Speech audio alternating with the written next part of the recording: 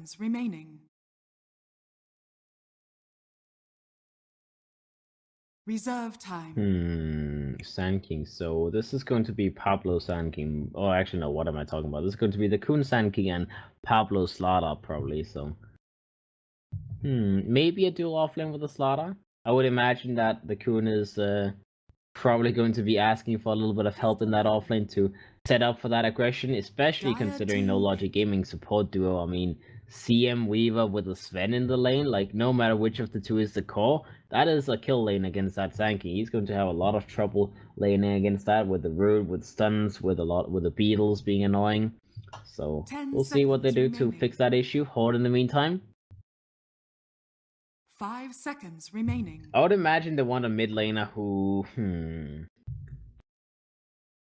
TA? Yeah, I was kind of thinking about TA, but went away from it again because, like, you pick TA into a lot of armor. I guess the Corrosive Haze does take a lot of the armor away, so even in the small situations where Warcry is active, the Corrosive Haze will at least, mitigate the Warcry completely, as maxed out Corrosive Haze takes 20 armor away, maxed out Warcry gives 20 armor, so they just deny each other. So the Templar Assassin is still useful as a hero on its own, and Excalibur had an amazing game on the TA last time, so why not give him another chance at it? Ursa gets banned out by No Logic Gaming. Not wanting to give a very aggressive lineup to the side of Horde, and Horde in the meantime. The last hero from the side of No Logic Gaming is going to be the offlaner, so Bad Rider, maybe this could be a Bad Rider game because of the burn against the Templar Assassin. Otherwise, probably something like a Centaur is going to be the most annoying hero left in the pool. Legion is another option. Liquid did play Legion last time as well. Alright, they'll ban out the Jakiro. I like that. I like that a lot. This is just Horde saying we know exactly what you played in the last couple of days to No Logic Gaming, as last time I saw the Jakiro, it was a Jakiro offlane with played by Nikwa, and they dual laned it. I can't remember exactly what hero the second one was, but you know, a support hero plus the Jakiro in the offlane, and they did so much work in that lane. They destroyed a lifestealer, he got a lot of farm, and like I said, you kind of want to have a hero that can burn through the refraction charges of the Templar, plus Morphling just got picked up by Horde, so you want someone who can potentially try and pressure the Morphling in the lane, and the Jakiro would have been a perfect pick for both cases. Without having that available though, No Logic Gaming, Morphling. I guess you could always go back for something like, okay, yeah, Bad Rider gets picked up, so I like that. Pretty good against Morphling, in terms of like early game pressure. If you can just get a limited amount of help, good initiation hero, obviously. You have a lot of magical damage. You burn through the TA very easily. It's almost impossible for the Templar Assassin to get in and out of fights anymore against the Bad Rider, because normally what happens with the TA is like, well, when you have BK, well, you get BKB, and then it's like you can always blink in, blink out. But the second that BKB ends, you can't really disengage that much anymore, because Bad Rider does not allow heroes to walk away from a fight. That's just not what happens. That is just not what happens. He will slow them. He will to the end of the earth, and he will kill them.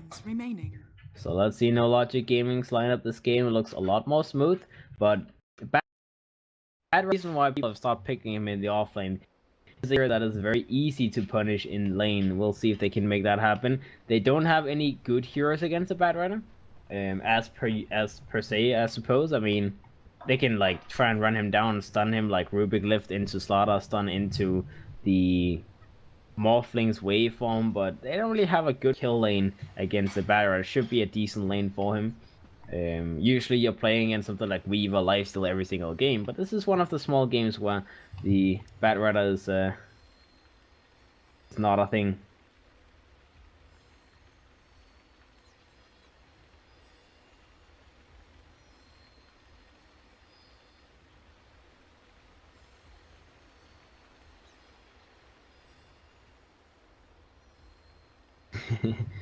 Alright, they're memeing each other, boys. Why not? They're having a good time.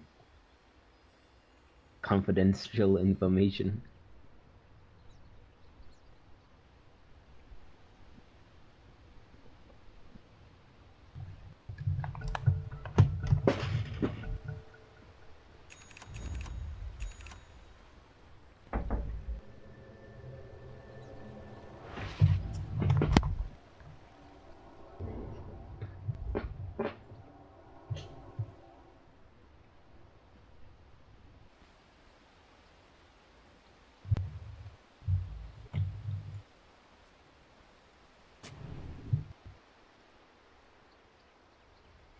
Alright guys, let's see.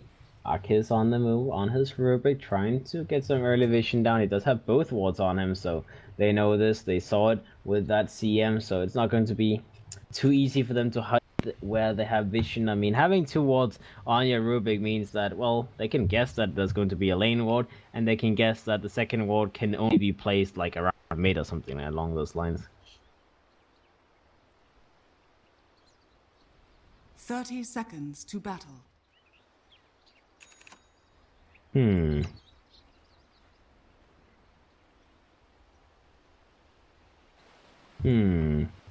Let's see, Sven. Alright, looks like they want to go aggressive in the top lane as a CM up here. The Shadow Fiend is securing things. The Sven is actually trying to dodge out this bottom lane. They don't want to play up against the Sanking by the looks. But is this just an attempt to get a first blood? Looks like that's just the first blood kill. They have both support heroes in lane. They want to get an early kill. Pablo, he's going to be scouting out things. He may actually run into J4 if he's lucky. Oh, this is some tension right here. This is like the most tense situation. Oh, like how is this happening? How did that actually happen? J4 is actually legit standing still, just sitting there. Pablo's doing the same thing, and they haven't seen each other. They have not spotted out each other. Now they will. Oh, they will run into each other. They will see it. J4 is like pinging. He's like, Pablo's here. Pablo's here. Let's see. In the meantime, Niqua is going to be run down. J4 does move in, tries to help him a little bit. The CM is not here anymore though, so it's only going to be Pablo. He goes first on Niqua. Is going to get a little bit of help, but he gets lifted the other way. He's going to be in trouble. He does have his healing cell. We'll go for the healing cell. We'll try and dodge around the vision. He knows he has to get the maximum amount of that healing cell. In the meantime, J4 is just bashing that Morphling in the face, so they do get a lot of damage on both Pablo as well as Gork C, and they don't die. They don't lose any creeps or anything like that. So I guess J4's little move that did help out the Bat Rider to begin with. And let's see in the meantime. Case on the mid lane. He's sitting on 5 last hits, so he does have his souls to be able to contest Excalibur. It looks like he's having a much better game this time around. Bottom lane, the CM is in position to try and contest the Kun on that Sanking. He is level 2. He hasn't skilled up his Caustic just yet. Yeah, he skills it up now. So he's going to continue pressuring the Weaver. The Weaver has already taken a lot of damage. The CM is trying to get a little bit of farm for himself. He wants to get that little last hit. But the Sand King will probably just go and leech a little bit from it. Yeah, there's no point not leeching, as he will take half of that experience. Very, very nice way towards level 3 now. And let's see this dual lane top. I mean, they're still both level 1. They need to get levels on that Bat Rider. He does have last hits going his way. 5 last hits, 2 denies. So it's not like it's the worst farming in the world, but Bat Rider is a hero that if you want to get kills in the lane, you need levels badly. So we'll see if they can make that happen. The camp has been pulled. The Slaughter's on the move. He wants to take that bounty rune, and he will be successful doing that. So Pablo takes a little bit of gold for himself. In the bottom lane, in the meantime, just hiding himself in the trees. Hitting people a couple of times. He does have the skill point saved for now, as he doesn't want to use it in case of emergency. He can skill up his Sandstorm if necessary. So let's see. He keeps on farming. He does have his Bar Strike skilled up now, so he does not want to skill up anything too wild. Okay, Weaver gets hit. Takes a lot of damage here. He needs to be careful though, as the Sand King does not have enough mana for another Bar Strike focus. That will take a lot of damage from the Sand King though. All in all, very nice laning from the Sand King. He's almost level 4, and the CM is just completely not being in this lane. So the Sand King should get free farm. The CM in the meantime, level 2 in the jungle. Trying to work towards his level 3, stacking up a little bit to make sure that no value is lost in the jungle. Bottle gets completed by the Shadow Fiend. Him and the TAs both on even amounts of last hits. So the Shadow Fiend is having a good time in the mid lane. Top lane. Niqua, he's being chased like a wild animal, and he's going to use his Firefly. He will be alive for the moment, And he's just going to go deep into the trees. He can TP to the shrine, and then everything is going to be fine. That was a rhyme, by the way, guys. In the meantime, smoke comes out in the mid lane. They want to go on Excalibur. They have the triple raise available. Kaiser, he gets 2 raises off. Oh, he had to use... Oh, he may actually drop down here. 1 more hit from the Coon, but no, the root comes out, and Kaiser will be fine. He goes for a root. Oh, he turns around. He goes for a raise. He tries to pop the Coon, but the root is only level 1. It does not last for that long a time. J4 didn't have a stun available at the moment. He didn't have enough mana to use it, so the Shadow Fiend will be the first blood to the Coon, and the Coon survives. How the hell does he manage to survive as well?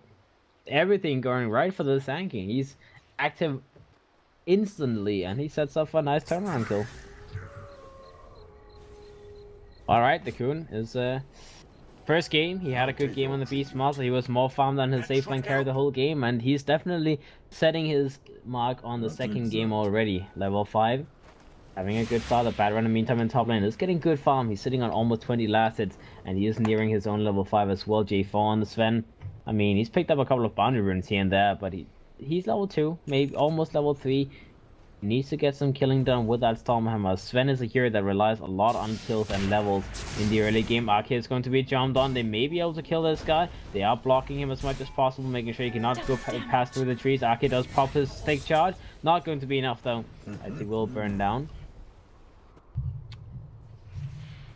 Let's see Excalibur in the meantime. Double damage. He's just farming some trees. Leech is happening though for Milan. He's just sitting. He's like, okay, Excalibur is trying to pull it as far away as possible, but I don't think he knows that Milan is here, so he's just going to have to deal with the fact that Milan is leeching a little bit of that ancient camp. Milan does have vision of this, so he can stay on until the creeps have been found, and maybe he can even go for kill on Excalibur, as it wouldn't be completely unusual. Oh, but Milan gets spotted out now. Now they go on and Root comes out. He gets his crush off either way though, as the CM is going to be taking down bonus for Excalibur, so he gets the ancient farm and he gets a kill on the CM in the process.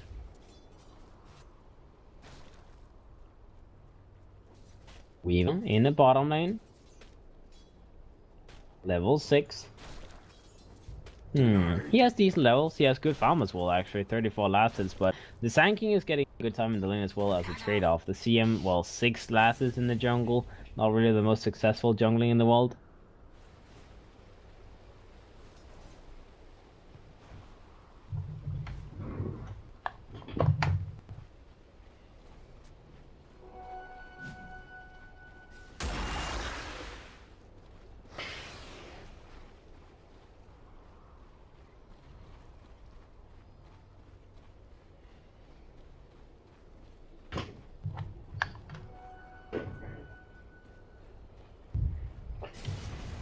Alright guys, let's see what kind of movements do we have. Bad Rider trying very much to farm fast towards his Bling Dagger. He does have that extra little bit of mana regen with the Arcane Aura from the CM. It is helping him on the way. Milan goes in for a little ward. J4 is on the move as well. They may want to try and set up on an extra kill on the Rubik, as they've killed him once, they can kill him again.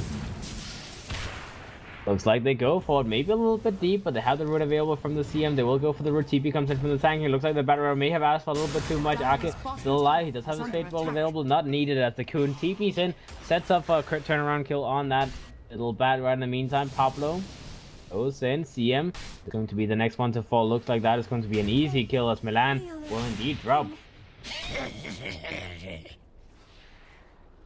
Alright, 2 dead on the side of No Logic Gaming all of a sudden. Again, very nice rotations from the side of Horde as they just keep moving around. The Sand King, always ready to make rotations. He's always on the move, they're always trying to bait for kills, and it's successful. They get the kills they need every single time. Dire's bottom tower is under attack. Alright. No Logic Gaming kind of off to a stale start this time around again, as they're 2.5k gold behind. They're almost 1000 experience behind as well. They're still trying to find kills. They may be able to get a kill on Gorg on that Morphling. He does have a waveform available in a second, in 2 seconds. Let's see, does he get it off? He tries to turn around and tries to go for a waveform onto J4. He may have asked for a little bit too much, but the Firefly has ended, and so has the kill potential. So Gorg, he is not going to be punished for that. He also survived, so, you know, wasting a lot of time. The Bat Rider is going to have to disengage a little bit. The Kuna, in the meantime, is going for a run. He gets a hit off onto Nikwa. He may continue for this kill, as the slow is going to apply very soon, but he does not want to go for the kill. He could have very likely killed Nikwa, but he would have maybe had to pay with his life if TPs came in, so he's much better off just not going for the greedy style. The Sankey, in the meantime, does wait and see what the Bat Rider is doing, but he's not playing it greedy. He's not farming these 2 camps before he backs up. He will go deep into the trees, actually just go all the way back to his base and shrine up, heal up, and then he can go back where he came from. Dire's bottom tower is under attack. Alright, Weaver gets a kill on the Slaughter, but the Slaughter got a kill on him first, so Focus a little bit too greedy than the Weaver.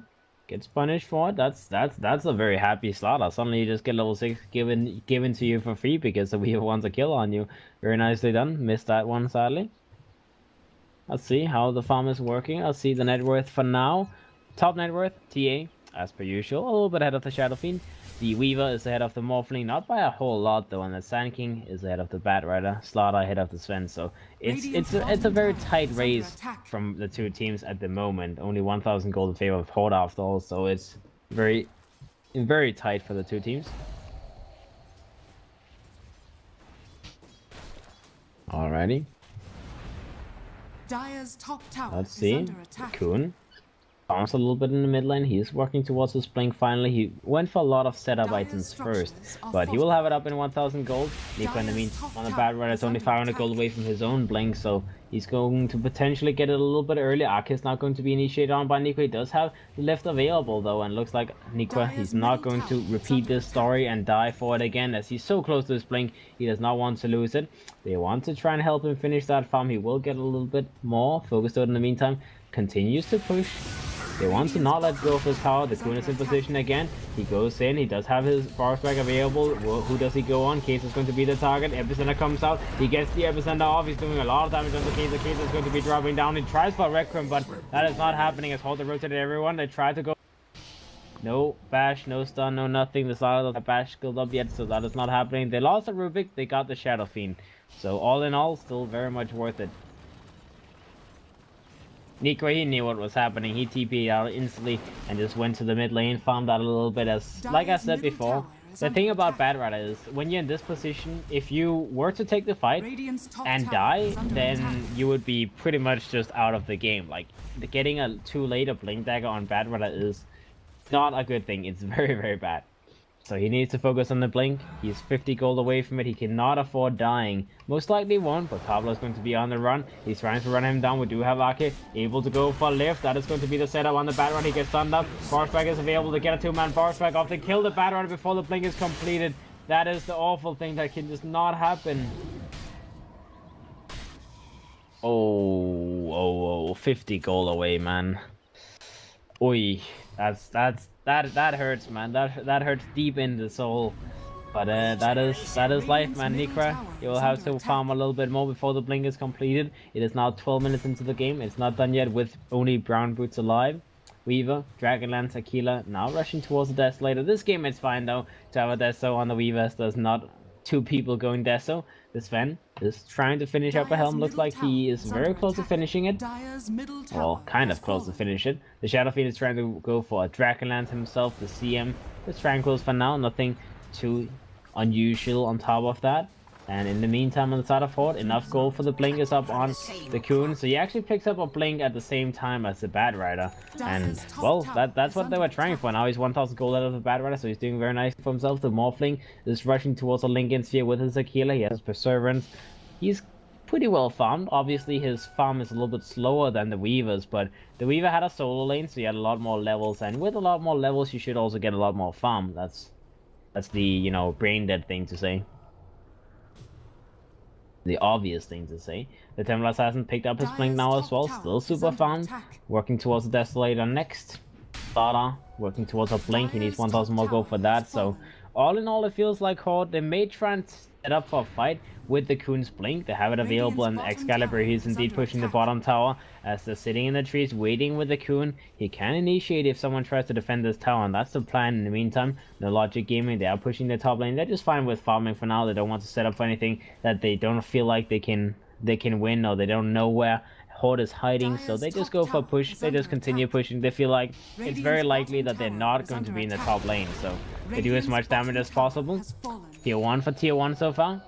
And let's see, the Weaver continues pushing. The Shadow Fiend is going to be in position as well. They may be able to take this tier 2 as well as the fortification comes out. TP's coming from the side of Horde. They need to try and work on defending this. In the meantime, Sven comes in. Oh, Bad Rider goes for initiation onto the starter. The starter gets hit by 2 stuns. Root is available as well. The Kuhn goes in, gets a jump on the CM, making sure the CM does not root anyone, but Starter has already been taken down. Ark in the backlines is a little bit in trouble. Focus is doing a lot of damage to him. The stun comes out. Oh, and the hit.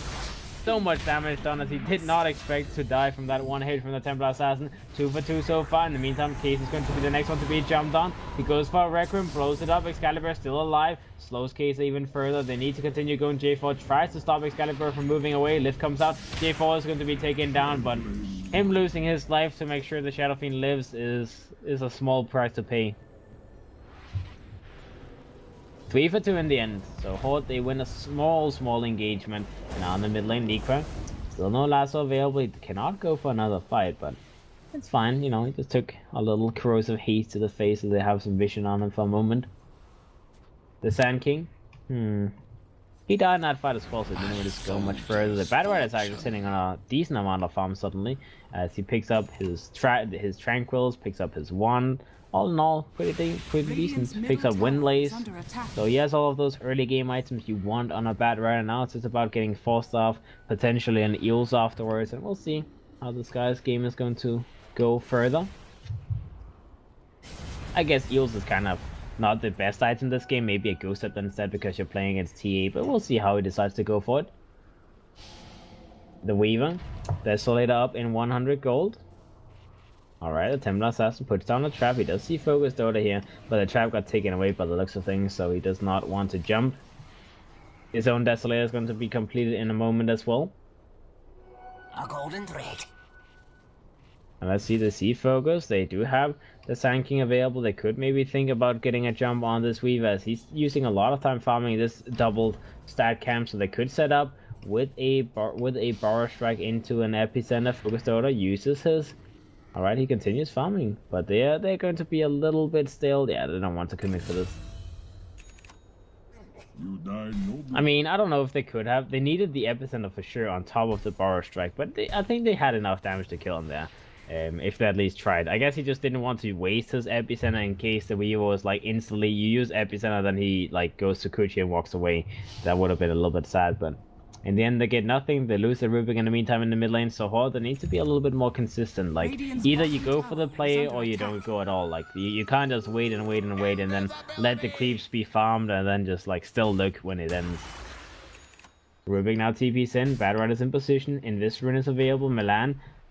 Aki, sorry, will be a little bit in trouble maybe. He tries to steal something. Stole Guard Strength from J4. Not really the most amazing steal in the world. Case in the meantime is trying to finish up Roshan. They have a Replicate in the pit now. They see the Roshan is super low, and they will make sure that at least Roshan is not going to be taken. Oh, the Morphling's Replicate got taken away. They may be able to take this Roshan in the end. See, Horde, do they try to contest it? The blink is completed by the starter. He has it on the way, but they need to go before that happens. In the meantime, the Sand King gets jumped on. They try to finish Roshan. In the meantime, they finish the Aegis. Requiem of Soul comes out from Kesa. Looks like the Sand King will be burning down. He's so low, but the Kuhn, does he survive? High ground. Oh, they miss, but no, he doesn't get the blink away, as the Kuhn will drop down on the Sand King. CM for Sand King. They get Aegis on the side of No Logic Gaming. They get a little bit back that way. Abusing that early Desolator on Focus Dota's Weaver. He's now moving towards a Lincoln Sphere. Cases Shadow Fiend. Yasha is done. Dragonlance. Now the next item will be his Manta Style. Makes sense. You want to be able to Manta dodge that Corrosive Haze. Super annoying spell to deal with otherwise. You could get a BKB, but the Manta Style is like the greedy option as Case. He's having a decent game. His farming is very nice, so there's no reason he shouldn't do that. Pablo does have a blink available. Tries to go for blink initiation onto the Templar Assassin. Well, onto the CM, sorry, the CM on top of the Templar Assassin. What am I talking about?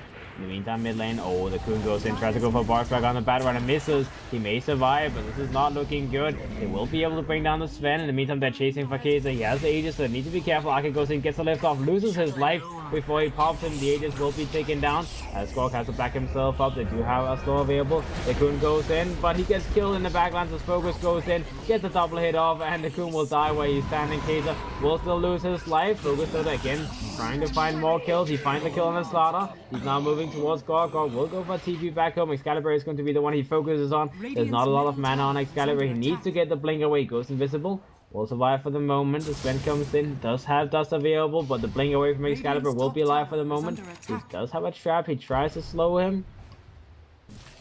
Is it going to be enough? He slows him. He slows him. He has a shrine heal available. He will be able to pop the shrine. Uses refraction and he will survive.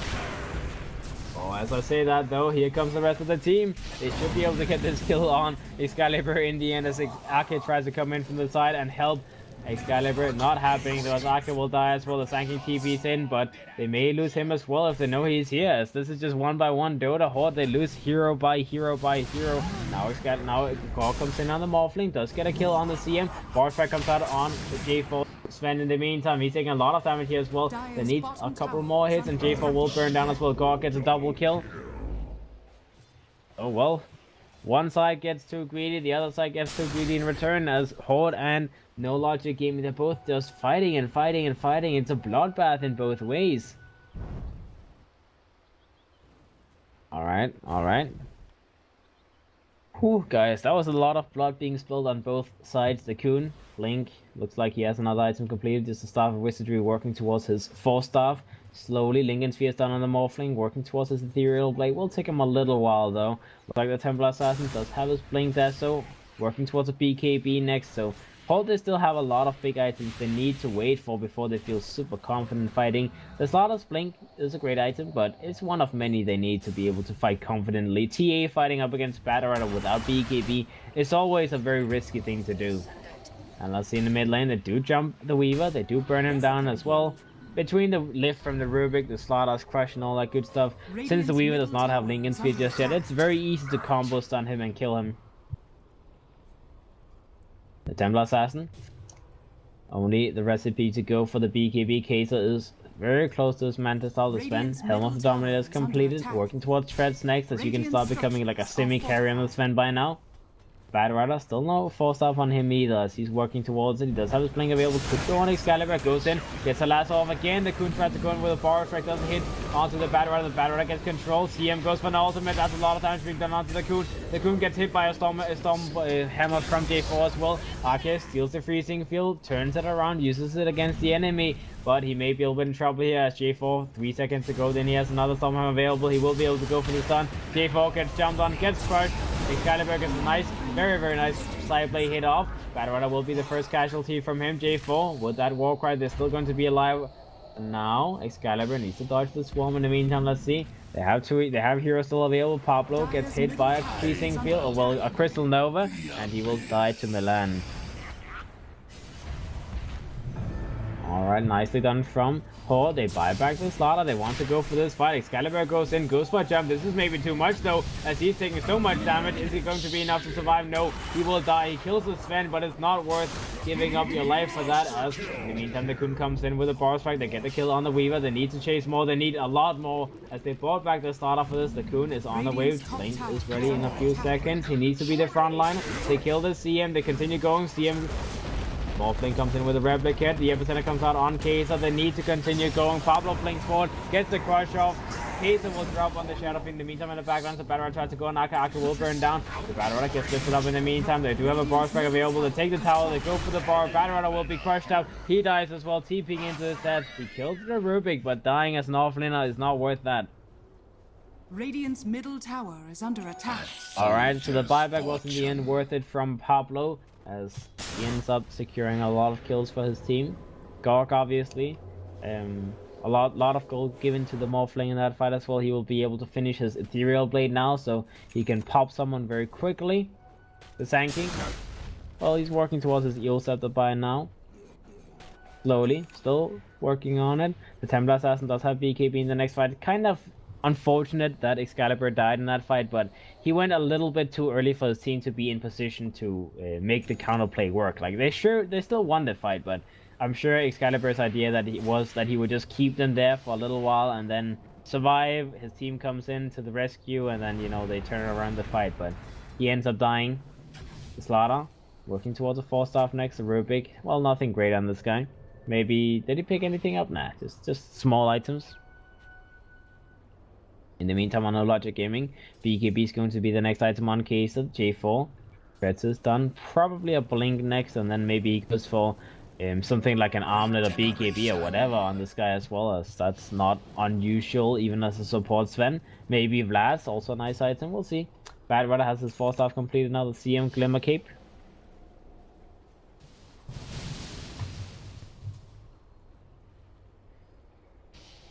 Alright, let's see. Serial Blade is done. Tanky Morphling most likely picks up his travel boots next. They smoke up where they have Century Wars, so they just made sure there was no vision on them, and then they smoke. J4 is going to be the first one they run into. The Coon goes in, gets a power off, will be lasted up by the batter. In the meantime, J4 takes a lot of damage, and that waveform comes out as well. Looks like Sven may be taking out Glimmer King, keeps him alive. He gets a nice 2-man Storm Hammer off. J4 is still going to be living. The Shadow Fiend got popped though, as the Sankey is the only casualty in the meantime. They killed Sven as well. Milan is going to be the next one who gets initiated on. They try to kill him. The Glimmer King keeps him safe for a moment, but they get the kill. 3 dead on side of No Logic Gaming. They got the Rubik in the back lines with the Weaver as well as the Bad Rider. So those two will survive. They'll move down towards the bottom area. In the meantime, the tier 2 in the mid lane will be pushed down by a Horde. It's like both sides is just pushing and pushing and pushing, trying to fight, but it's always weird fights. Like the Sankey always goes in. He may get a bar strike off, but then he dies afterwards. It's a very unfortunate mid-game fall with the Coon. He's had a very good early game. He had a very good game last time, but the mid game here is not really working out that great in his favor. As the tier 3 tower will now be taken down by Horde. They may continue going as there's still 15 seconds with no Shadow Fiend, and even when he's back, he doesn't have full souls, so he doesn't really fight that well. Gorg takes a lot of damage from Prodota, but not enough to scare him away from pushing that Melarax. They will take the Melarax. Now Weaver gets jumped on. Excalibur tries to do a little bit of damage onto him, blinks away. Alright, nice dodge with that Storm Hammer. In the meantime, Liquid goes in. Lasso's available in 1 second. Doesn't have enough mana to use it. He does have to use his stick. Excalibur tries to turn around, but he does end up falling. Didn't have his BKB available on that TA. Or at least he didn't want to use it, so... Semla Assassin. Nice little pick off from No Logic Gaming. They may be able to find more as they're looking for it, but looks like there's not really much more to find. Dire's middle tower is under attack. Alright, the T2 down in the mid lane in the meantime will be pushed down into Shadow Fiend. Wants to turn around and create a favor. The Shadow Fiend gets jumped in the meantime. Bar Strike comes out. Oh, he tries to go in with the Morphling with the Ethereal Blade shot on the Shadow Fiend, but he misses the Ethereal Blade on Kai'Sa. Hits it onto the Illusion instead. Oh, I don't even know. Hits it onto something else at the very least. In the meantime, Horde, they get overrun. Prodota goes in, gets a jump on the Sankey. Ake dies on the Rubik as well. They lose the Slaughter. They're just getting overrun in that little fight. Morphling does have another Ethereal Blade shotgun available. Who does he go on? Bad Rider would be a nice one. He tries to go on and blinks away. No damage was done. Gorg. Flyback comes out from the Rubik. He may be able to keep the tower safe for long enough for his team to get back alive. 5 seconds left on that Templar Assassin. The Sanking is there for 20 more seconds. They need to defend this. Ake goes in, pops the Lincoln Sphere and Focus Daughter, tries to scare him a little bit at the very least. Excalibur TP's in. He does have his BKB available. They could look for a jump. They go in. Kai'Sa does get jumped by Excalibur. That may be enough to burn him down. They go in with the Ethereal Blade. Gorg in the meantime gets hit by that Storm Hammer in the face. Lincoln Sphere keeps him safe for now. Focus Daughter needs to go for this kill. He has to go for the full-on morph strength, but he's taking so much damage. Does he survive? They get the bar back on the Weaver just in time before Gorg died. Meantime, Epicenter came out. They almost burned J4. J4 dies. Bad Rider dies to the Ethereal Blade. Excalibur is on the hunt for the CM. The CM will die as well. He tries to go for the Melarax on Focus Daughter. He will bring down the Melarax. In the meantime, the Lincoln gets popped. He does not have his time lapse available. He jumped. He gets killed. Oh, Gorg. Gorg died to the Beatles? Oh god, how does that happen?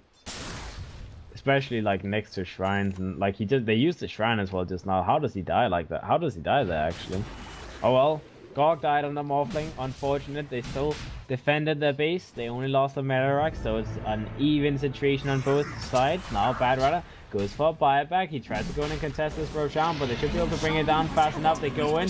Oh, he tries to go for the steal. Not quite fast enough, though. And now Nico maybe will win trouble. He bought back for this. This is not good. Losing your Bat Rider 60 seconds on the sideline after using buyback. That is the Bat Rider's goal just going down the drain.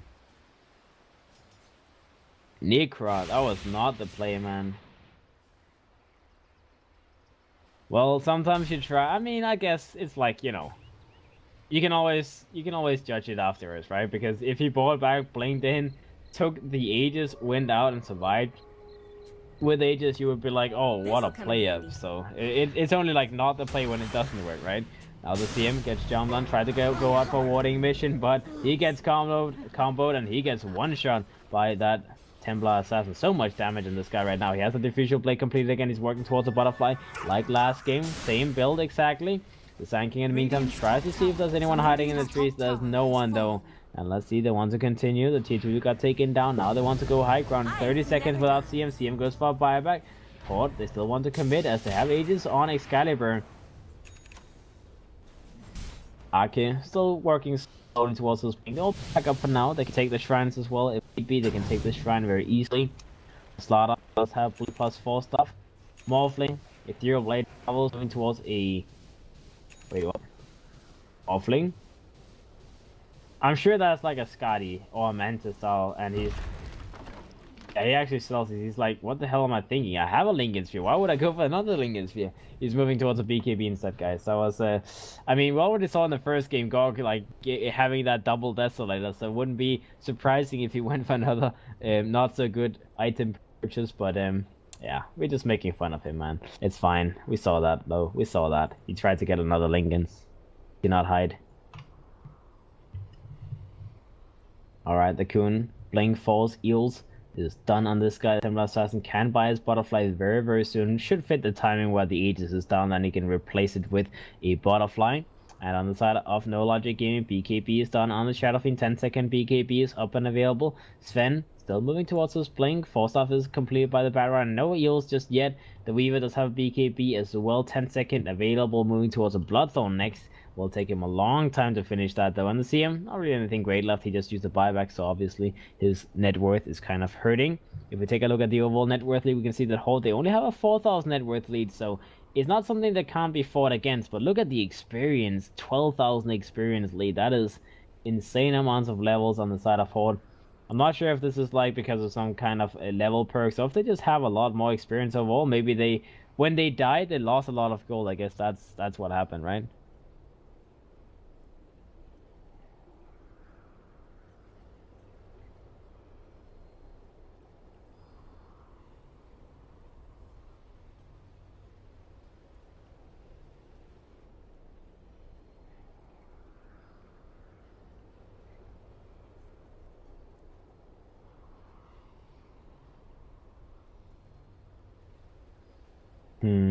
Alright, so let's see what's happening. Lacking. Okay, so the Coon will just go for a restart of Dota, I'm sure. So he will be back in like 30-ish seconds. It's not going to be a long pause, no worries, boys.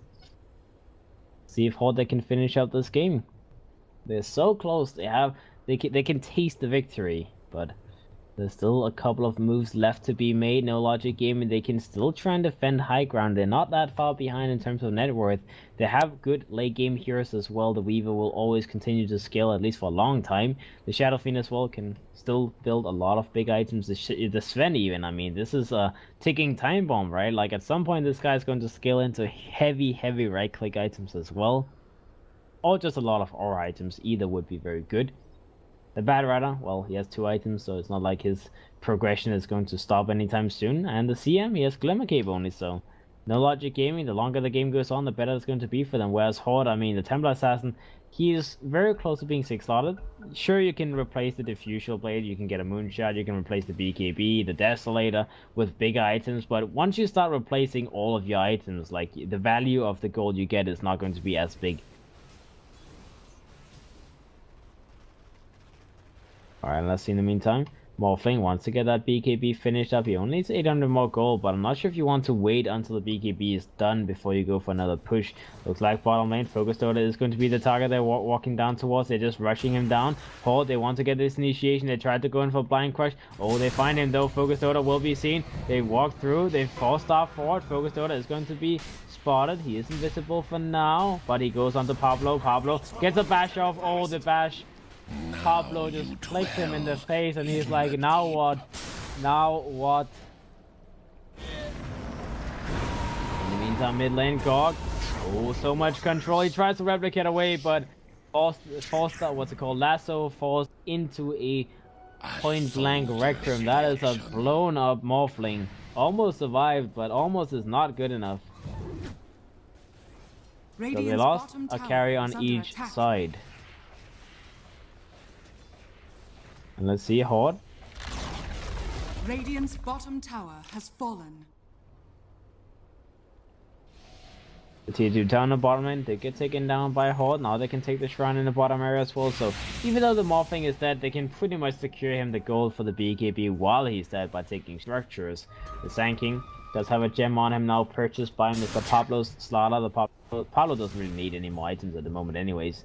The Rubik does want to get his blink up, maybe? Nah, he goes for Ghost Up instead, so that's the survivability item against the Weaver, I suppose, and the Shadow Fiend, just so he can make sure he at least gets a couple of spells off before dying.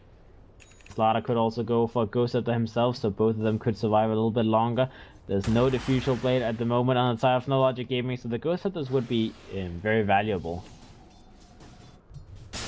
Let's see, bottom lane, Weaver moves in. The Sand King is in position, already just sandstorming his way through things. Focus Dota does hit him a couple of times in the meantime. Weaver goes for another pause, okay. Unfortunately, in the meantime, top lane looks like there's a Rubik being dragged by a Bat Rider. They want to kill this guy. Alright, CM, well, I mean, these two should be easily be able to kill the Rubik. There's no way this guy should survive. Milan, you know, old Frostbite facing field, and then they can go completely crazy on that guy.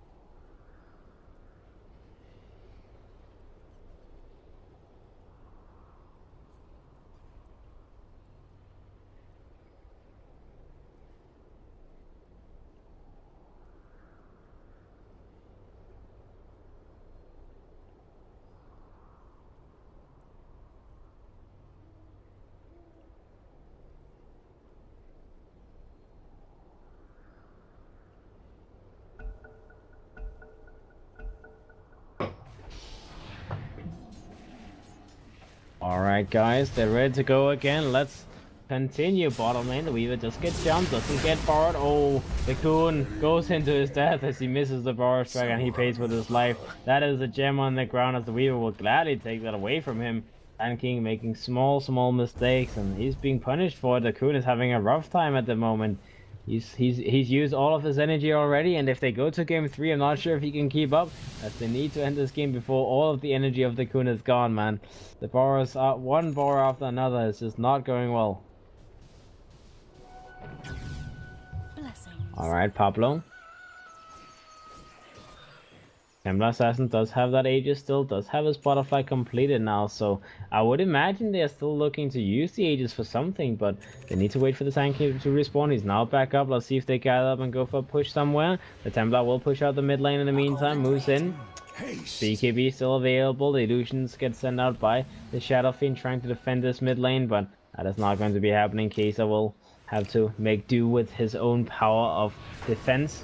And let's see the Bad Rider get jumped 4 stars towards Excalibur. Excalibur actually got pushed away into the trees, but it's fine. He can just blink back. They get a jump on him and they kill him regardless. The Bad Rider is going to be in the grave for 60 seconds. They now want to try and go high ground, but they don't have the Aegis anymore. Excalibur, he wasted that opportunity. They may still try though. Looks like Kai'Sa got slowed by the trap on the high ground.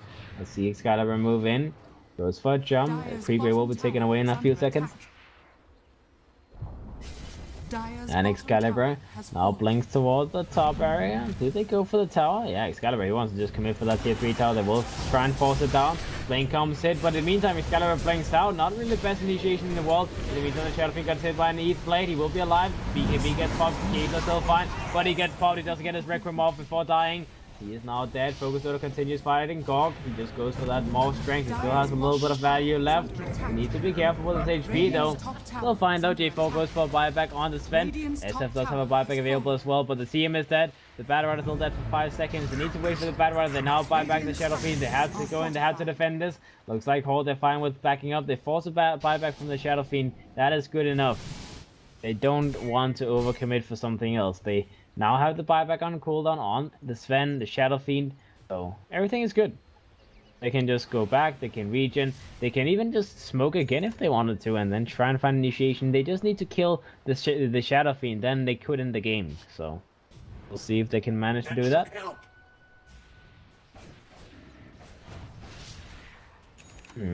Item wise, let's see. Next BKB is available in a second. They do buy smokes on the side of No Logic Gaming. They use 2 very huge buybacks, so it makes sense that they were to go for like a 5-man desperation smoke as well. They are now 10,000 gold behind.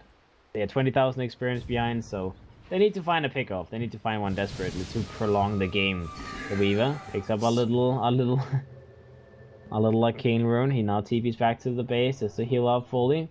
Almost has the Scotty completed on top of that BKB. Just occurred to the second to go mid lane. In the meantime, the Templar Assassin gets jumped. The smoke was a success. Horde.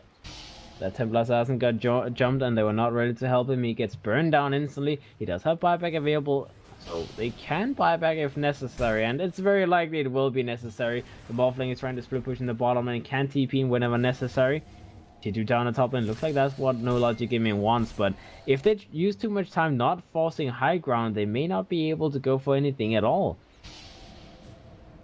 I mean, I understand why you would go for tier 2, because then you can go for both the top racks as well as the bottom ones, but I don't know, they're wasting a lot of time. Like 60 seconds to go with the T8, there's backdoor protection for now, so they will waste another 10 seconds. In the meantime, the Morphling is pushing the bottom lane, so they may even have to just completely stop this push, and that is what happens. So they can't even force the T8 to buy it back. They may be able to jump Gorg here. He needs to get himself out of here. He does not have a Rubicate available. Gorg, if he dies, then it's worth it.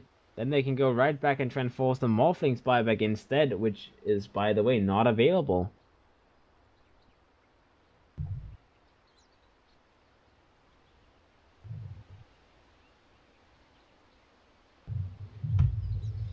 Alright, this could be very bad as Gorg, man, he's baiting his heart out. We do have the Kuna on the way towards the bottom area as well. He does have Zeppelin available, but I mean, what would you try to successfully do? The issue right now is that, yeah, they actually have a problem. They can't go on him. That's actually so sad. Gorg, he should be able to survive because he has BKB, so he can make sure they can only do right-click damage. Plus, Nikwa cannot use Lasso on him right now. His 4-star is on cooldown. He needed to use the 4-star to get close enough to him. And he has Linken Sphere available, so there's no one who can pop the Linkens nearby. The Sven does have a Blink available, so he can, yeah, I guess he's close enough to Blink Stormhammer, and then they can get the Lasso off. But I'm not sure if that's going to be good enough. The Morphling could even use the BKB to dodge the Sven's Stormhammer. And then in that case, if he times it, he can maybe bait out the Lasso from Nikwa. I'm sure that's actually the best play he can try and go for, is that J4, he goes in, he blinks forward, he uses a Stormhammer, and then like the second before it hits, you pop BKB, and you hope that Nikwa tries to use a Lasso at the same time. In that case, he would use the Lasso on the Linkens, and then you will probably survive, no problem. We'll see. We'll see what God decides to do. I mean, when you pause, you suddenly have a lot of time to think about your next move. A little bit, maybe a little bit unfair in some ways, but if people lag, people lag.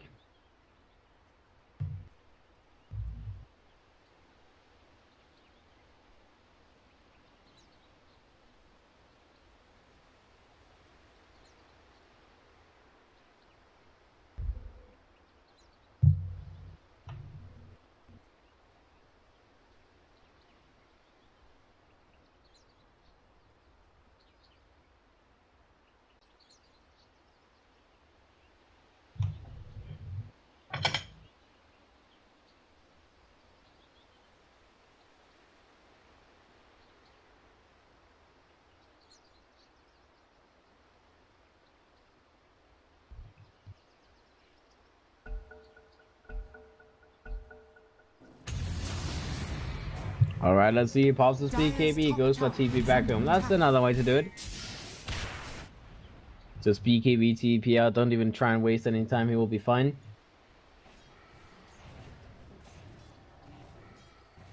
Alright, so what happened here was basically that No Logic Gaming, they decided to push the tier 2 tower on the top lane. They tried to fight the backdoor protection, ends up not getting the tower because the Morphling has to pressures them so hard that they have to defend, they have to TP back and defend. Meaning that No Logic Gaming, they use buyback on the Shadow Fiend as well as the Sven like 2 minutes ago. They tried to pressure for the buyback of the T after killing him with the smoke, but they didn't actually get to do that. So the Templar Assassin did not get punished. He still has his buyback available. Usual 2 has been purchased as well, and the Morphling has had enough time to finish up his own buyback goal so he doesn't get into a weird situation where he doesn't have buyback. See what No Logic Gaming has completed. Blink is soon up on the CM. The Weaver does have that gem on him that he took away from Pablo. He does have an MKB complete as well. No buyback right now, but that's a lot of damage. The Bad Rider picked up a BKB just now. The Sven, Blink, Helm, working towards a BKB himself. A Void Talisman is completed by the Shadow Fiend, almost having a Butterfly completed.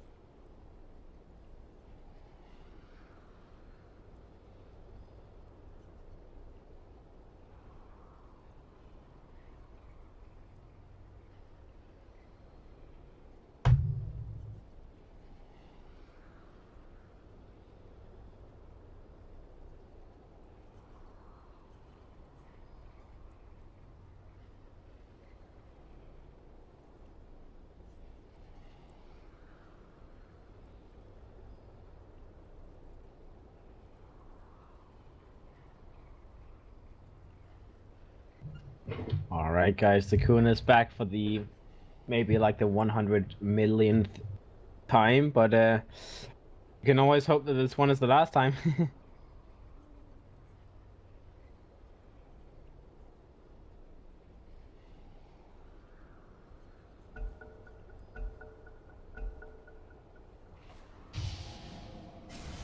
Alright.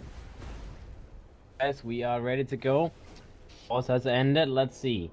Oh, they're moving up. They're gathering up together. They do have a smoke available, I believe, on the Rubik. Yeah, indeed. They have a smoke on him. They can TP Pablo back as well. He has another smoke, so they can go for a couple of smoke plays. They need to try and find that pick off on the Shadow Fiend in the meantime. No Logic Gaming. They do the same play as they did a second ago where they called the TA. They went. They go for 5-man smoke. They need to catch something. They need to keep on prolonging the game. Roshan is very, very soon up. Very, very soon up. And yeah, well, while that is up and available,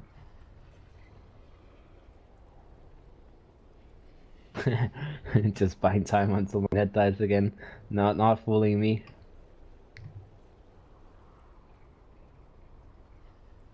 All right, let's see.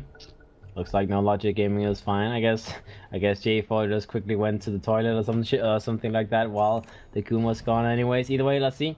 They go for that 5-man smoke. They're trying to find a jump on someone. Horde puts down a little trap with the TA, so they know roughly where the TA is. Let's see if they can get that jump. They need to get that TA kill desperately. Excalibur does move himself towards the mid-area. He could be jumped here. Nikra. Oh, he moves the other way though. They guessed wrong. They may find Gawk in the meantime, but they don't get the jump. They now know that no Logic Gaming, they're in position. They're playing away on the Coon, but he gets flung on by this battle rider. They jump him, they find the kill on him. Looks like Horde, they're just going to disengage themselves. This is not a good position to fight in, but Ake has already been spotted out. They want to get this kill as well. He puts on a sentry ward. Ake is going to be on the move. He tries to steal something, or he steals the Sakuchi, but it's not good enough. As they have vision, they have a gem on the battle rider, obviously, so they get the Rubik kill as well. And what a time to get that. They are now forcing a buyback from the flanking because they need to defend Roshan. They have a trap in the pit, so they know this is happening. They buy back with the Rubik as well as the Sand King.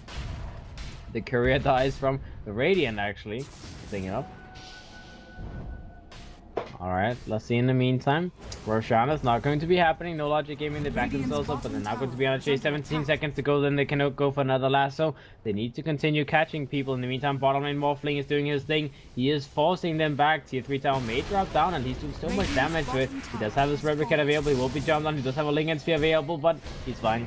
He'll get the Replicator away, and now they go for Roshan themselves. In the meantime, they force the Sven as well as the Weaver to come back and defend the high ground. So now Roshan is going to be an easy thing for them. They take it. Aegis gets picked up by Gog on that Morphling. They now jump on the Milan. CM gets taken down 50 seconds on the sidelines. Kai'Sa and Prodota, they're both moving themselves back to the base as they cannot contest this Roche anymore. Very nicely played by Gog, just forcing people back. You have two choices. You need to make one. Like, either you go for Roshan and you probably, well, you could probably get Roshan. Maybe you take a fight and then, you know, no one knows what happens. But in the meantime, they would lose the racks in the bottom lane. So it's kind of a difficult situation when you know Logic Gaming. The best thing to do is just defend, make sure you don't lose any buildings. And then if you lose Aegis because of that, well, then it's kind of hard to do anything else. It's better to just try and defend high ground rather than potentially give up both buildings as well as Aegis. Alright, let's see Horde in the meantime. They smoke up. They're ready to jump. There's no tier 3 buildings, so they should be able to make a very, very nice jump on the high ground as well. The shrine in the mid lane has already been used now as well by Mr. Nikwa. So let's see, they're just hanging themselves back. Excalibur is the only one showing. He's going to be the frontliner. They want to get a jump on him regardless, so I'm sure they want to try and look for a jump. Pablo is going to be in the front. Nikra takes a Lincoln Sphere to his face from Focus Dota as they want him to go in and find a jump on someone. Let's see if he finds anything. Nikra's ready for it. They have a ward spotting him out, though. They know that the battle rider sailing position there. The Coon goes in, sees the CM. Sandstorm comes out, Glimmerkim comes out as well. Both of them is like, okay, don't jump me, don't jump me, don't jump me. But it's fine for now. No one jumps anyone. Alright, the tension is pretty heated up. They have another smoke available by Arcade. They TP away on the Morphling. As he TPs down to the bottom, he starts pushing out that. In the meantime, I'm sure that No Logic Gaming should try and look for a jump. There's a replicate available from the TA. There was Nikoi tried to go in, but didn't actually work. Gork in the meantime is continuing his push. This replicate will be sent away as you don't want to give up that replicate. You need to keep it alive. Alright, let's see, they jump in, they get a jump on the Weaver. Doesn't actually do anything. The Morphling is still pushing the bottom lane. Gog may go and force high ground here. He does have that replicate available. They may try and jump him in the meantime. Gog goes in, starts hitting the Melirex, goes in on the CM, pops the CM, replicates to the top lane. Now they can go for the push in the top area as the CM is dead, fires back instantly. Liquid goes in on the bad runner, gets a lasso on that Templar Assassin. They may be able to burn him down. Excalibur has to pop his BKB, but it's not good enough. He will be taken down. Excalibur is dead. 100 seconds on the sidelines. In the meantime, Horde is being overrun. Rubik gets taken down. TP back on Gorg. He will survive. The Kun may not be so lucky. He tries to go for TP out as well, but the MKB procs from Prodota. Sanking will die as well. 50 seconds. Pablo in the meantime in the bottom lane tried to push out this, but it's a slaughter support. There's only so much damage you can do. Morphling is in the bottom lane as well as he knows what he has to do. He has that Aegis. Even if he loses the Aegis, maybe even if he loses his life, it's better to try and split push and force something because you don't have buyback on the Sanking and the Rubik, and you do not want to use the buyback on the TA, so they need to split push this up. Let's see if they can force back No Logic Gaming. In the meantime, No Logic Gaming is running down the mid lane. They could go down the mid and just try and force Throne, try and force Rax somewhere. But who's pushing faster? I don't know. The Morphling is pushing quite damn fast. Looks like in the meantime, No Logic Gaming, they want to go for that Throne push.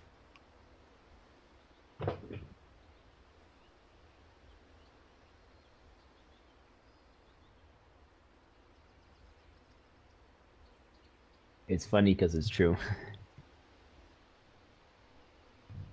Alright, well, this is going to be interesting. I mean, I guess this is maybe No Logic Gaming's best chance if they feel like, because what would you do otherwise here, right?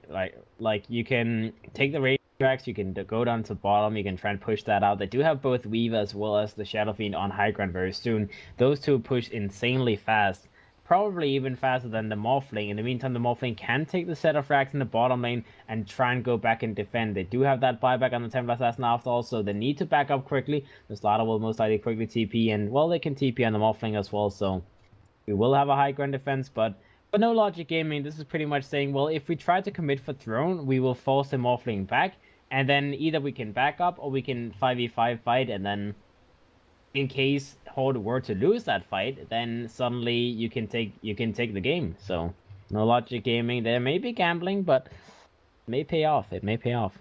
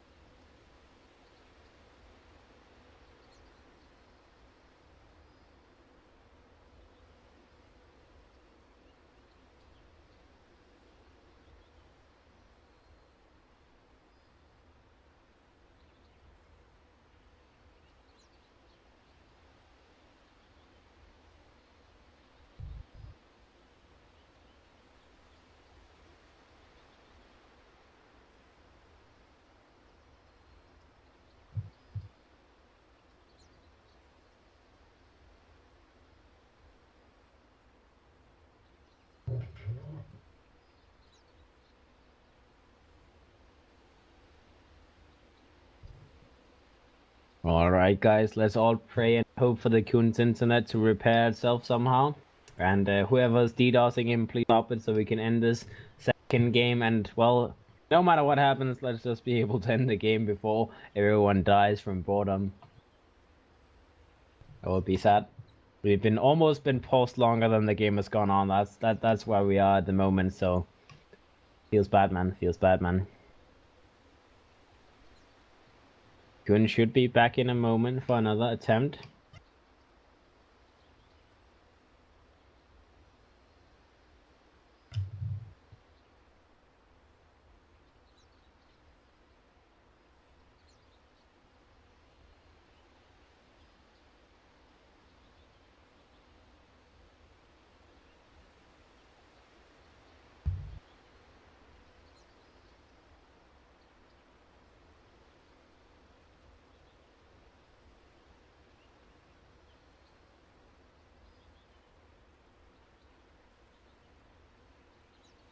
I told him to not leave his home, but he wouldn't listen. GG. Owned.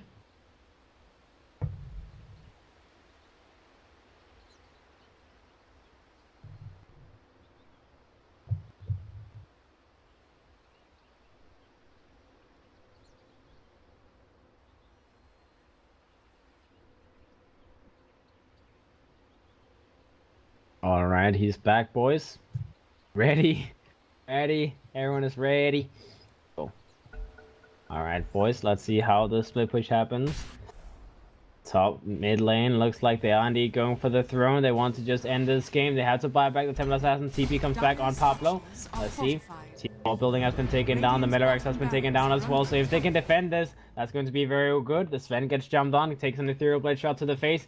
And the Sand King disconnects again.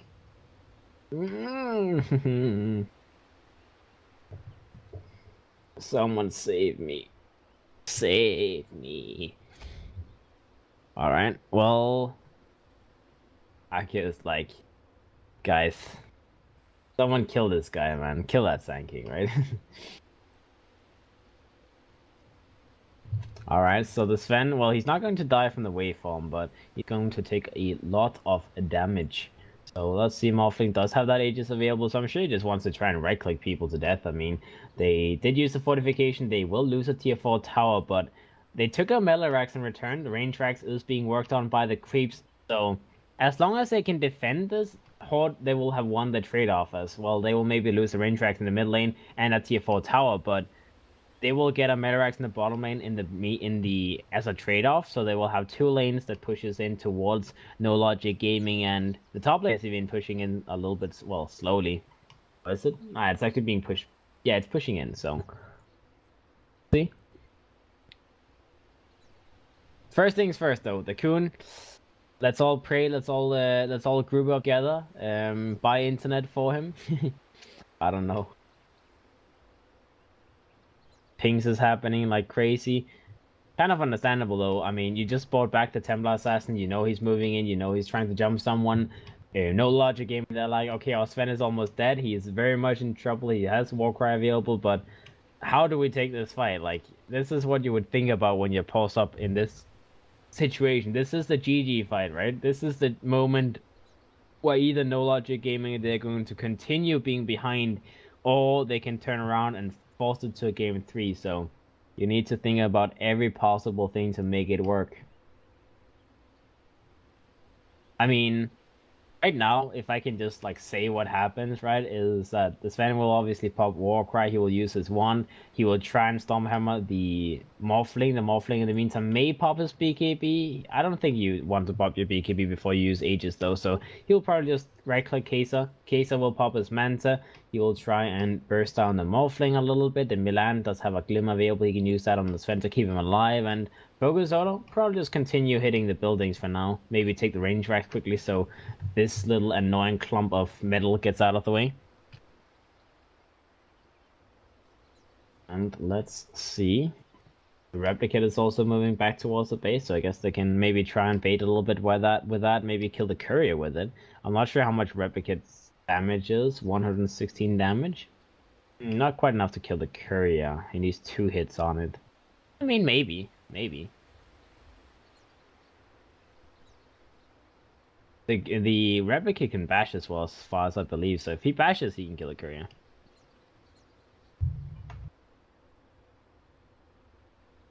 Alright guys, please, the Coon, come back.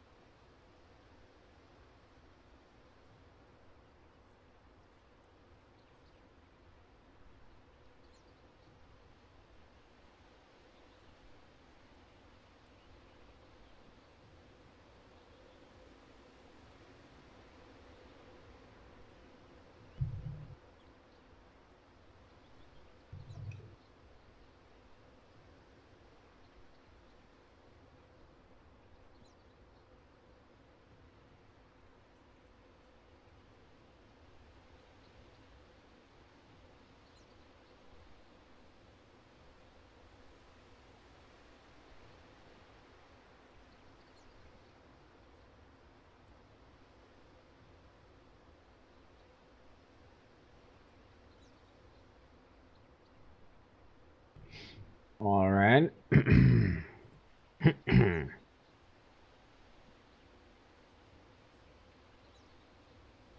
Sand King, where are you, Sand King?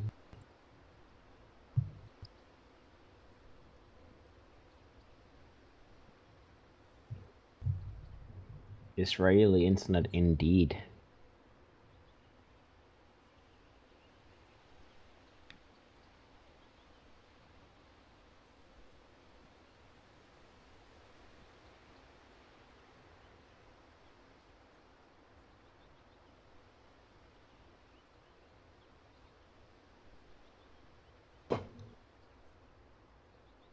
Alright, looks like he's back. Hopefully this is going to be last time because they have pretty much used up all of their, what's it called, all of that pause time for sure. So there's no way that he can continue this AFK pause, AFK pause. Let's see this thing get jump on the Morphling. Here comes Pablo. He doesn't get a good crush off. He does get the crush on the CM though. Focus out against control as well. He's maybe a little bit in trouble. They do pop the Aegis on the Morphling. He will respawn in a couple of seconds. The TA is ready to go in for a jump. Kaiser's going to be the target. They need to jump. They need to burst him down. Kaiser gets jumped. BKB gets popped. But the lasso comes out. Either way on the TA. They may be able to burn him down. They burn down Excalibur. That's a buyback used on the TA. Gox, he goes in further. J4 is going to be his target. He will burn him down. They need to catch Kaiser though. They need the big kills. Let's see. This Sand King is going to be on Hunt. He gets an eel set off. Epicenter comes out as well. He wants to get Kaiser. He gets a jump on him. And he should burn him down as well. That is a Shadow Fiend with no buyback, dead for 110 seconds. So despite the TA dying, they should still be able to get to call this a victory. They do see Nick as well. They're running him down, but I'm not sure if you even bother with this kill. You could maybe just try and focus on the racks. I mean, Focus though in the meantime is pushing the mid lane. And in the base, we do have Gog doing the work on the buildings as he will take down the range racks. The Shadow Fiend actually gets enough gold to go for a buyback. He only needed a couple of gold pennies to buy back. Now he will use that buyback. In the meantime, the Weaver does take down one of the shrines, does a little bit extra damage to the base, and they bring down the Batrun in the top lane. The little gang squad with the Sand King as well as the Slaughter. They may be able to go in and force another push, but the Morphling, he uses Aegis. He doesn't have Aegis anymore. He's sitting on 6,000 gold conversion by another item. The Slaughter, almost enough for Shadow Blade. They need to keep on going as well. They put a lot of pressure. They force the Shadow Fiend's buyback, so it's in a pretty decent situation right now. They just need to keep it up. Fortune. So many buybacks on cooldown. Alright, well, the Aegis got used instantly on the Morphling. He's level 25 now as well, so he does have that replicate damage available. Shadow Fiend takes a little E-Blade shot to the face, does a lot of damage to him as well. Kind of surprising he didn't try to Manta dodge it, but either way, he will just be sent on his way with that Morphling. The Morphling, with 6,000 gold, I mean, what do you buy? Just a butterfly on him? Or do you buy something bigger in terms of like survivability, like a Satanic? Because you're very worried about dying this game, like for sure. So we'll see. The Sand King can pick up a Lincoln Sphere for himself. He does have enough gold to finish it, but he also has buyback off cooldown in 10 seconds. Okay, decide to just go for the Lincoln Sphere purchase. So they have 2 Lincoln Spheres, well, 3 Lincoln Spheres. No, 2 Lincoln Spheres actually. What am I talking about? There's no Lincolns on the TA. I thought he had one as well.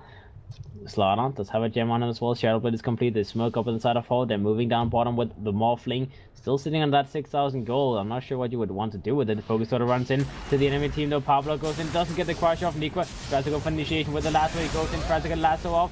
Gets the lasso on the TA. The TA gets control. They need to burn him down. Do they get the kill again? Excalibur will be taken down. Nikwa will burn on the battle in the meantime. That is 1 for 1 so far. Shadow Fiend gets the spread room off. Here comes the Sand King though. Epicenter comes out. The Shadow Fiend is going to be taken down next. Goes for his Manta style. Will die in the end. That is 3 down on No Logic Gaming, 3 down on Horde. The Morphling continues fighting. He does go for TP back, but no, the bash. Bash from Focus. He gets the bash off on the Morphling. Self-E-Blade on the Morphling will keep him alive for the moment. He goes for a long stun on the Weaver in the meantime. He gets the waveform away. He needs to survive this. Does he survive? Ake tries to... Oh, so close, man. Ake now tries to go for TP back home. He will survive, but he needed to keep the Morphling alive. He needed to get another stun off on him, and in the end, that is not going to be good enough. The Morphling does have a buyback available, but there are 3 people dead. This is troublesome. No Shadow Fiend though, so it's only going to be the Weaver that can push, and the Morphling can buy back and just force him away. So let's see how much damage the Weaver can do in the meantime. The tanking is going to be back up in 8 seconds as well. Templar Assassin in 40 seconds. So I'm not sure how much damage the Weaver can really do. He needs to wait for the creep wave to be available. He's on him now. Ake goes in, steals the Sakuchi, lifts him up, controls him for a little while. Tries to just zone him away as much as possible. Steals the Sakuchi again just to make sure he has that spell available.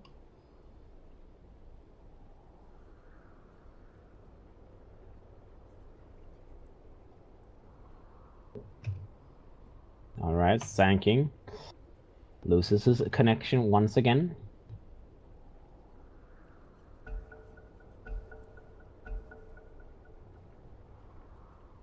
Alright, the Coon, they are going to play 4 versus 5 as well. They've used all of their pause time. They paused for like roughly like 25-ish minutes. So Horde, they can't really rely anymore on it. It's a little bit sad that you don't have your 5th player there, but not much else to do about it. The tank will be controlled by someone else. They go in, they're gonna jump on the Weaver, they control him, they do a lot of damage. Lift comes out on him. They're taking a lot of damage on this Weaver. They go for the time lapse, but the time is being wasted. They're not buying back on the he pops his BKB, tries to force down that TP building, but the BKB is going to end very, very soon. He only got the tower. They're going to be fine with that. I mean, losing a tower is not too bad compared to not having to use the buyback on the Morphling.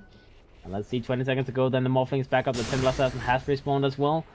It's kind of difficult for the Templar at the moment. Him being lassoed every single fight has led into him dying. They need to get a jump on the Bat Rider to be able to win the fights properly. The Coon going to be in the back line, so obviously someone is controlling him, so he's going to be the last one going in the fights most likely. And let's see, Lincoln Sphere gets used on the Templar Assassin. He has an extra Lincoln's courtesy of the Sanking, so we'll see. That's exact.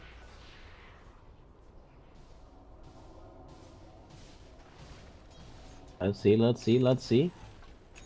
Looks like the Butterfly is going to be picked up by the Morphling.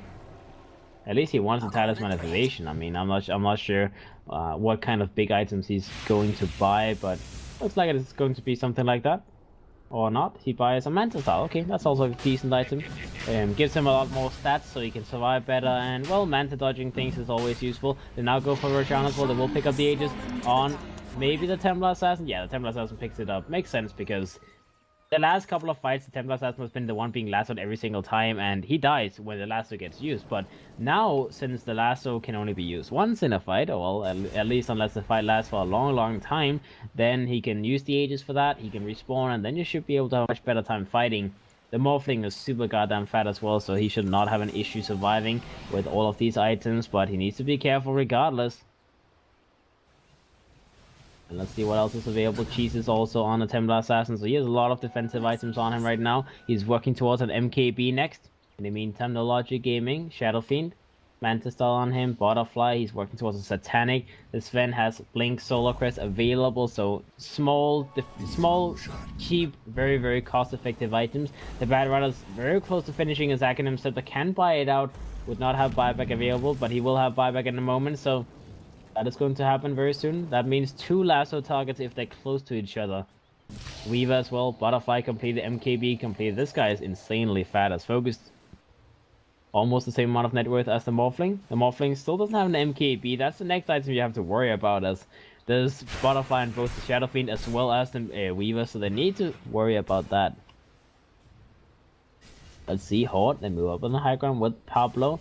Scouting out a little bit, hiding in the trees. That could be sneaky, but he needs to be careful in the meantime. Well, he's just picking himself. He's like, guys, I'm ready to go in for a jump. I'm just sitting in the trees, but the Bat Rider could be spotted in the meantime. He goes in, he sees. Oh, do they see each other? Slaughter. To get a jump on him. Oh, Pablo, he sees him. He should be, maybe he goes for a jump here. He will move himself away. He will go invisible. He does not get hit by the Storm Hammer in the meantime. He can blink back in and try and jump on the Bat Rider, which is something you need to do. You need to control that bat. But let's see, Horde, they're just holding themselves back for now. Waiting and waiting and waiting. They don't want to commit for something they don't have to. I'm not sure how that buyback is. They have the buyback available on the Sanking as well. If we take a look at the overall buyback status, let's see. There's buyback on... You need buyback on the Sanking as well as the Slaughter. That's the 2 heroes that don't have buybacks on. In the meantime, the Shadow Fiend's buyback is now available again. CM needs 1500 more gold for his buyback. The Sven needs 1000 more for his. The Weaver has buyback available in a second as well. So it is buyback versus buyback gaming. The Aegis is up for another 3 minutes in the side of Horde, so they most likely want to try and use it We just need to see how much they wait until they actually do. They may wait for the full 5-man squad to have buybacks available. If they were to do that, though, they need to give farm to the Sand King as well as the Slaughter. But for now, they're just going to push. The Morphling, double damage available, at least the remainder of it. So he could maybe just go high ground and look for something, Pablo. Looks to go high ground. Lane gets cancelled. He tries to pop the CM. In the meantime, the Sand King borrows himself out. Nice 2-man crush comes out. Excalibur goes in. Tries to go for a pop on the CM. The CM takes a lot of damage. Lasso comes out on Excalibur. Excalibur will lose his life. That's the Lasso. That's the Aegis. In the meantime, the range rank gets focused on Grog.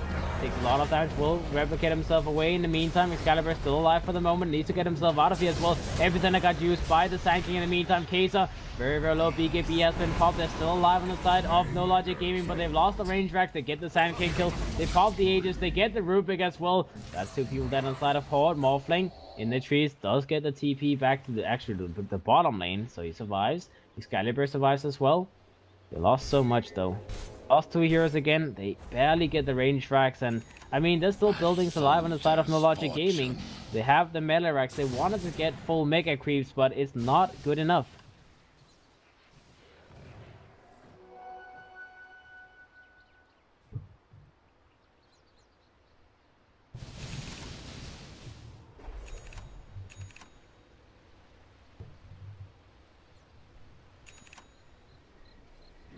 Alright, let's see. The Sand King will be back up in 10 seconds. So, no worry. No one has to use buyback on the side of 4. They're worried about pushing out the lanes for now. The Templar Assassin, does he have that MKB complete? Yes, it's done now. So his MKB is going to be ready. He has the cheese available as well, but I'm not sure if you want the cheese rather than having the MKB in your storage. In the meantime, Radiant Courier dropped down. That's 2,400 gold on it. Probably just a Demon Edge.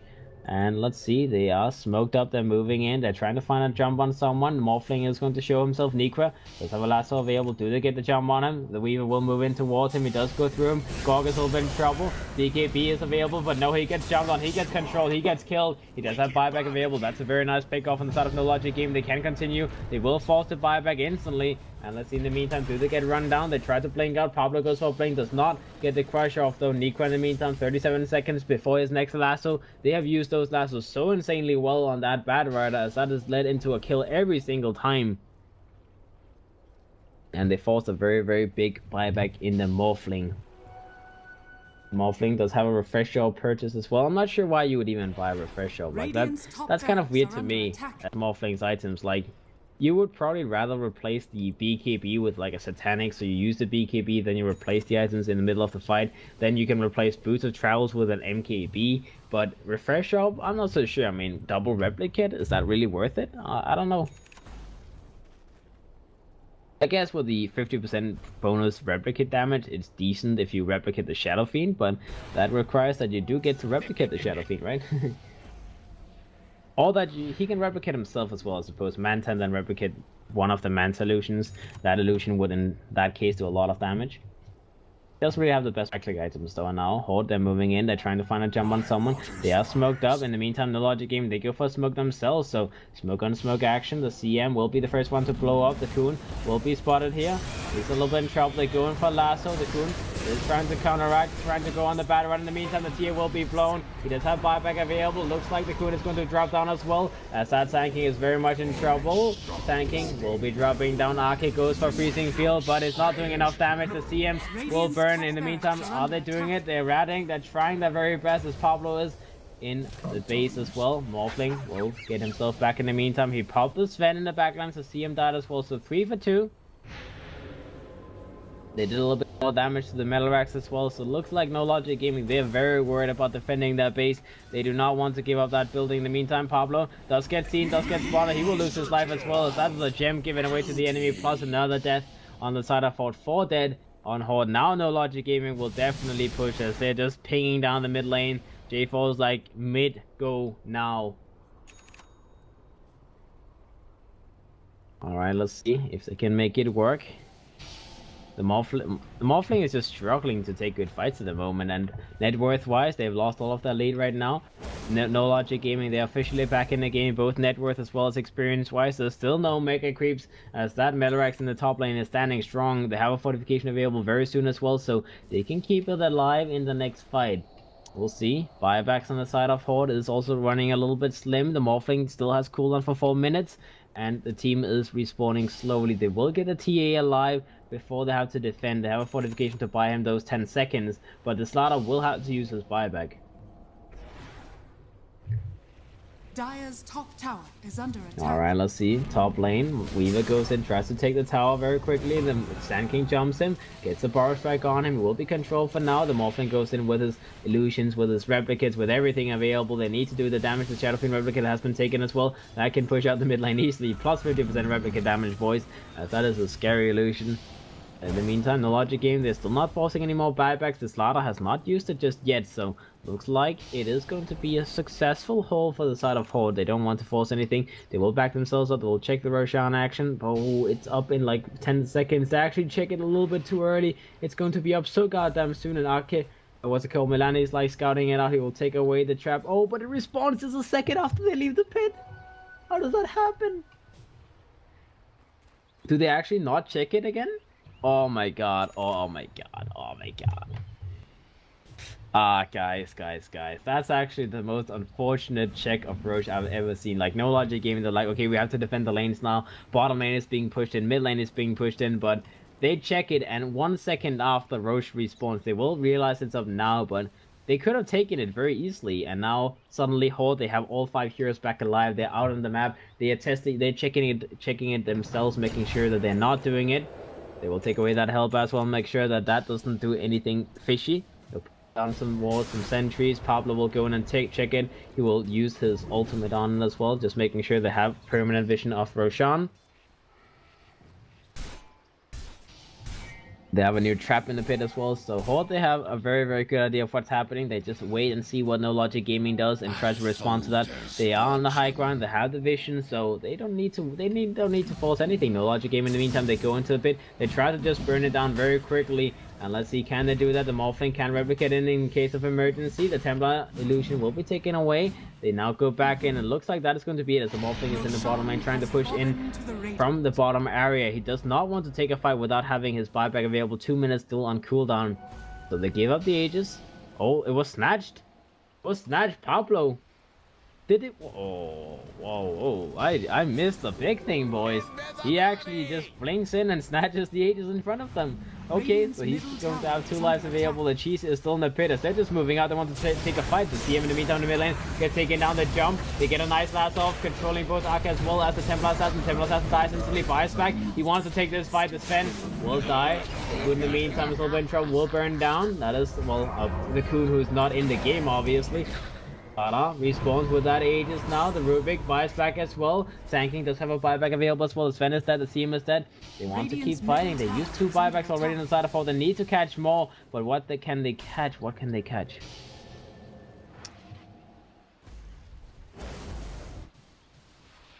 Alright, well, again, fortunate that the Coon is still not back in game. I guess his internet is really just like completely dead. So it is indeed a 4 versus 5. Let's see. They brought back 2 heroes. There's a lasso available again now. So if everything goes like every single other fight the last like 20 minutes, then the TA will die very quickly. So they need to try and keep him alive. They need to try and make sure he does not get hit by a lasso, but he doesn't really have what it takes. He will be hit by a lasso indeed. He gets control. He may survive this time around. Does have a cheese to be able to keep him alive for a couple of seconds longer. He does try and walk himself away, but again, he just burns and burns and burns with Focus Dota's Bloodthorn. That is a dead TA for 120 seconds. They need to get the Mega Creeps to be able to prolong the game long enough. In the meantime, though, Pablo is running away. He does not want to fight into all of these heroes. Bottom lane, the Morphling is pushing in. He's very low HP. Have another replicate available. Can use his refresh up to get those Manta illusions up and running as well. Looks like that is going to be his play. He just wants to send in a lot of illusions. Or not, I suppose, or not.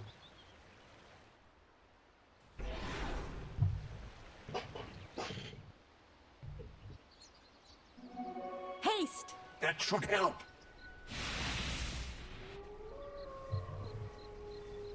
Alright guys, the Morphling moves out bottom again. Kesa will walk himself away. He's not, well, he doesn't want to fight against his own illusion, but it doesn't really look like he has any issues killing it. And let's see the Morphling. 6,000 gold on him yet again. Still no MKB. Now mid lane is being pushed down. 60 seconds without the Templar Assassin. Looks like No Logic Gaming may be able to force us into a game 3. The tanking. Oh, he's back. He's back, boys. The Coon. He has returned to the land of the living. So they have all 5 players available. Horde. They're now in the defense. Let's see. The Weaver goes in. They try to force down the tier 4 buildings. They do have fortification available in case of emergency. The Coon still alive. Let's see, he tries to set up for something. They get a bar strike off onto the Weaver. The Weaver gets controlled. They combo him down. The Weaver dies, has the buyback available, will be able to time that himself back in. In the meantime, Gorksy gets controlled with that lasso. He's not dead yet, though. He does wave from himself away. He does pop up another BKB. Will be live for a couple more moments. Mantis now dodges as well as he survives so closely. Sun comes out on the Shadow Fiend. Will be controlled for 4 seconds. Mass buyback on Horde. They need to defend the Ancient. The Ancient is being mowed down by the Shadow Fiend. The Shadow Fiend needs to be jumped on. They go in and try to get the pop on him. Shadow Fiend dies. That is Morphling. Oh, but the Bloodstone damage is so huge. The Morphling will die. The Coon will burn down as well. Shadow Fiend brought back. Everyone is alive on the side of No Logic Gaming, and they will take the Ancient away from Horde. And he cannot defend this. The Coon goes in, tries his very best, tries to do whatever damage he can, but it's too late. It's too little. Excalibur TB's in, but it's already gone. It's gone.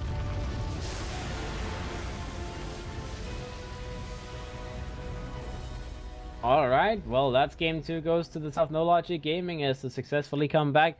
Obviously, being disconnected may have some issues ending the game for Horde on the side of the Coon, but that's what happens, man. You can't wait and wait and wait. That was like, what, 20-30 minute pause or something along those lines. So No Logic Gaming, they'll push it to a game 3. Horde versus No Logic Gaming. Game 3 will come up in just a moment, so stay tuned. I hope you enjoyed.